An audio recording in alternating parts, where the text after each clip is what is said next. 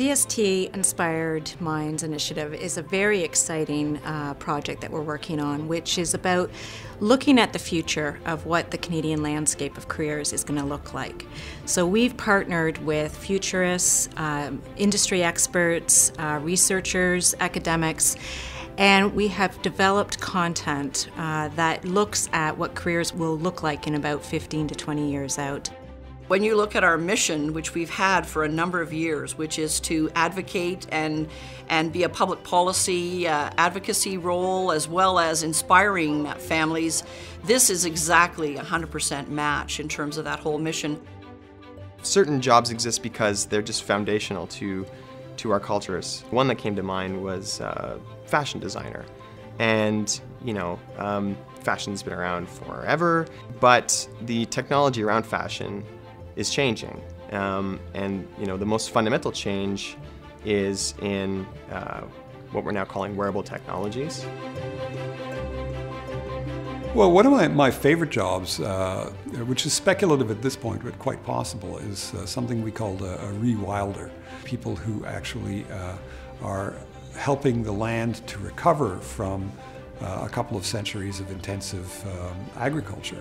There's a lot of mobility in the job market. I don't think that's going away necessarily. That means that we need to prepare by being resilient, diversify your abilities, learn the social skills, technical skills, learn how to think. The project is twofold. There is the Careers 2030 component of it, which is all about job descriptions and articles that we've worked with in partnership with these experts. And then there's another component to it, which is a contest, and that's very grassroots in nature. So what we are doing is we're putting up a fund. We will sponsor or we will support programs that appeal to children, and they are not-for-profit in nature, but they're trying to be progressive. The Inspired Minds contest is a unique opportunity for sales reps across Canada to really work with their local communities, local organizations. And it's a really great opportunity to get that CST name out there in terms of our brand and people being aware of who we are and what we stand for. Something like this, I hope, provides kids the opportunity to have a series of signposts about what the future could hold for them, and hopefully says to them, you know, when you're looking at these things, consider what you're passionate about.